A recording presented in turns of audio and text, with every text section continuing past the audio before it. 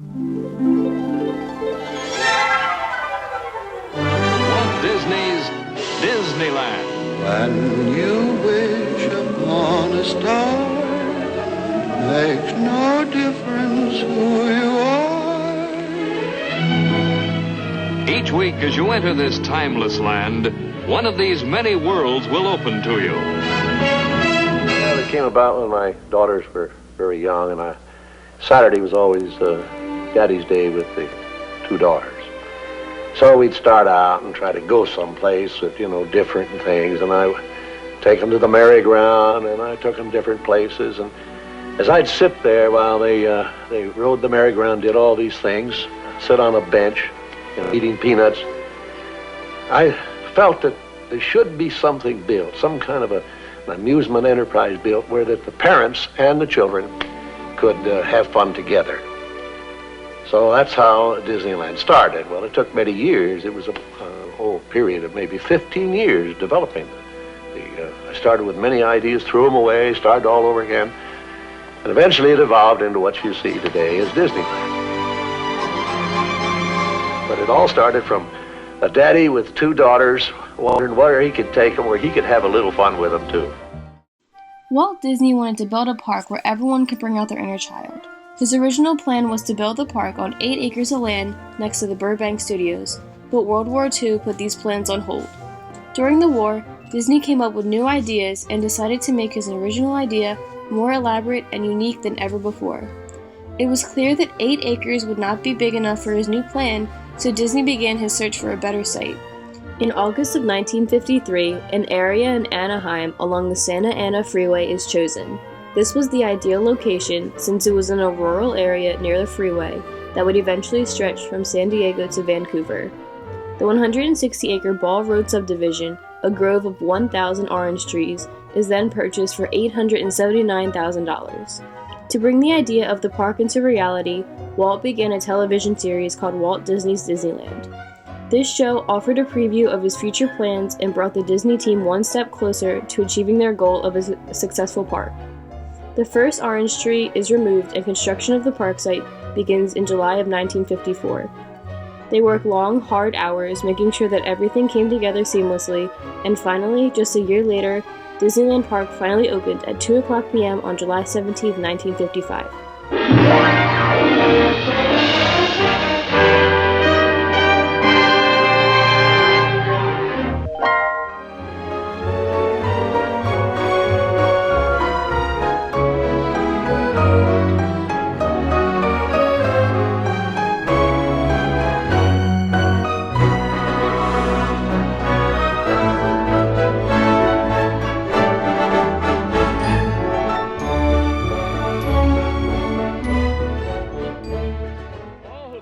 This happy place, welcome.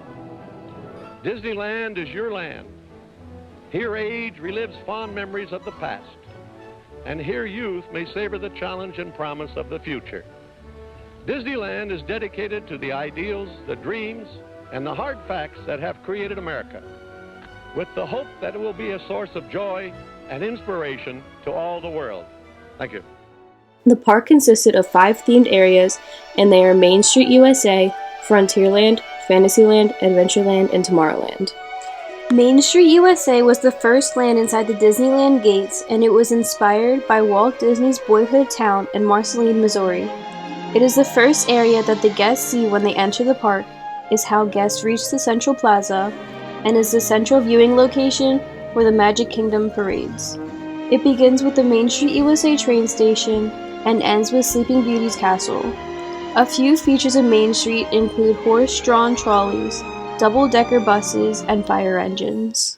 The Imagineers wanted to give guests a visual sense of an infinite frontier that extends beyond the gates of the log fort, so they designed the third park, Frontierland. The goal was to portray a deep dimensional vista that would pull the guests into the land. It was the largest area in Disneyland, covering nearly a third of the land area of the park. Over time, Frontierland was broken into smaller attractions, including New Orleans Square and Critter Country. Fantasyland was the 4th park to be built and opened on October 1st, 1971. The opening day attractions included Dumbo the Flying Elephant, The Mad Tea Party, Snow White's Adventures, Mr. Toad's Wild Ride, Cinderella's Golden Carousel, and the Skyway to Tomorrowland. Fantasyland took its inspiration from the Disney movies themselves, which was unlike any other Disneyland park.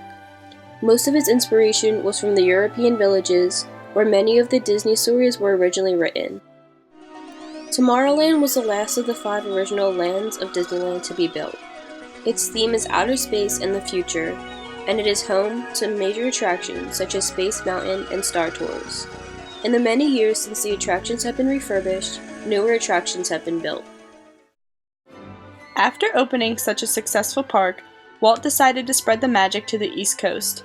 The team settled on Florida since its weather permitted year-round operation. This was a necessity to Disneyland-style entertainment, and not to mention the state already ranked first in tourism among all states. In 1964, Disney began secretly buying millions of dollars worth of Central Florida farmland and employed 9,000 people for a 2-year construction effort. In 1965, Walt announced the Florida project, soon to be known as Walt Disney World. I've always said there will never be another Disneyland, Governor, and I think it's going to work out that way, but it will be the equivalent of Disneyland. The average city of Orlando would be transformed into an international city visited by over 50 million people per year, and for Walt, this project wouldn't just be another Disneyland, but something much bigger.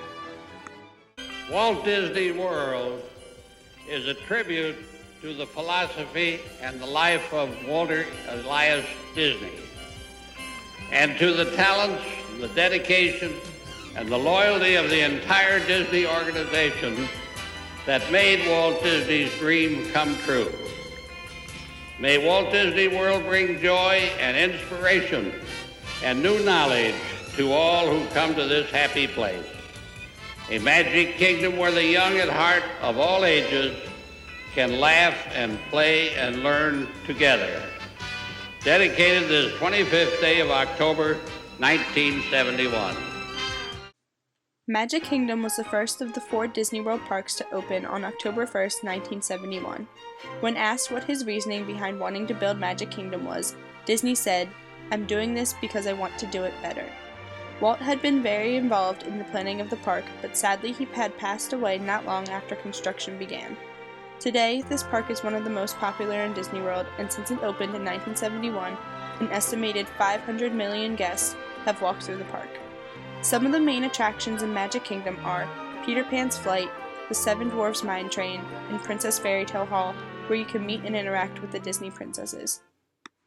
Epcot opened on October 1st, 1982. It was the second park built and represents Walt Disney's greatest dream. Disney's idea was to build a utopian, futuristic park and call it Progress City. It would be a self-sustaining and self-governing city that would serve as a prototype for future cities everywhere. Epcot stands for Experimental Prototype Community of Tomorrow. It consists of 2 lands, Future World and World Showcase. Future World's attractions focus mainly on the future, education, and technology, while the World Showcase features different countries from around the world represented by shops, shows, restaurants, and attractions relating to those countries. On May 1st, 1989, Disney MGM Studios, now known as Hollywood Studios, was opened. Hollywood Studios was the 3rd out of the 4 parks to be built. The idea of Hollywood Studios goes back a long way. Walt Disney always had a dream of building a theme park that was dedicated to show off the essence of movie making. When the park opened, there were 2 main components of it.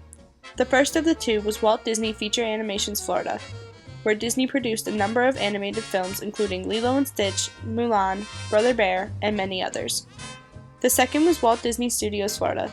It consists of 3 different sound stages that are used for various Disney projects. Hollywood Studios is filled with many themed attractions such as Hollywood Boulevard, Rock and Roller Coaster, the Twilight Zone Tower of Terror, Echo Lake, Animation Courtyard, and many more. Disney's Animal Kingdom opened on Earth Day, April 22, 1998, and it was the 4th park to be built. Animal Kingdom is also the largest park, spreading out over 500 acres of land. It is also the first Disney theme park to be centered entirely around animal conservation. The guests can get up close and personal with some of the most beautiful and interesting animals from all around the world. One of the most iconic attractions in Animal Kingdom is the sculpted 14-story Tree of Life. This tree is the centerpiece of Animal Kingdom, and tourists can walk around the entire park and see all 325 animals carved into the bark of the tree. On top of this, other attractions such as the Kilimanjaro Safari and Expedition Everest are the best ways to give families an opportunity to step into this one-of-a-kind experience. The biggest difference between Disney's two theme park resorts are their sizes. Disney World is roughly the same size as San Francisco, covering over 43 square miles. It includes 4 theme parks, 2 major water parks, 27 Disney Resort hotels, a campground, 4 golf courses, and the Disney Springs shopping and dining neighborhood. In comparison, Disneyland is much smaller. It covers 160 acres and includes 2 theme parks, the downtown Disney shopping and dining neighborhood, and 3 hotels. Another major difference between the two Disney theme parks are their histories. Disneyland was built in 1955 and it was the only park built under Walt Disney's direct supervision. Because of this, it is the favorite of many Disney fans. This was popular until Disney's California Adventure opened in 2001 on the site of Disneyland's original parking lot. Unlike Disneyland, the Florida project was not built under Disney supervision since he died in 1966 and the park opened in 1971. His brother and business partner Roy Disney lived to see Disney World open, but he died just 3 months later. Roy E. Disney was a 56-year veteran of the Walt Disney Company who was known for putting his heart and soul into preserving its legendary past. And those who knew him say he did it while embracing technology and helping move the art of animation to the modern age. Disney World originally opened with 1 theme park and 3 hotels, but has improved and expanded over the years. Since Magic Kingdom was based on Disneyland, the two parks are very similar in layout and share some of the same attractions. For example, both parks have Splash Mountain and Pirates of the Caribbean, but they are considerably different versions. As you enter both parks, you begin at the Main Street Railroad Station and walk down Main Street, USA toward either the 77-foot-tall Sleeping Beauty's Castle in Disneyland or the 189-foot-tall Cinderella's Castle in Magic Kingdom. At each park, the castle is the center point from which you can take paths to Fantasyland, Adventureland, Frontierland, or Tomorrowland. Disney Corporation parks are well known for their entertaining and innovative creativity. All 4 of the Disney World theme parks are under some sort of construction in order to make room for new lands and attractions. Even though Disney World has more parks, water parks, dining options, and other accommodations, Disneyland does not trail far behind. The park recently celebrated their 60th anniversary and revamped many of their famous attractions, such as California Adventure. Walt Disney's objective was to make sure his parks had both a child and adult-friendly atmosphere. He said, "Adults are only kids grown up anyways."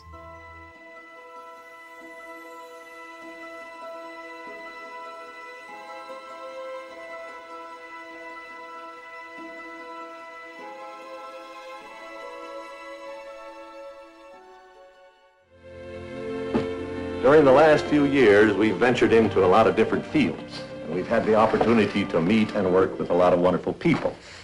I only hope that we never lose sight of one thing, that it was all started by a mouse. Congratulations, Mr. Mickey Mouse. Congratulations to you.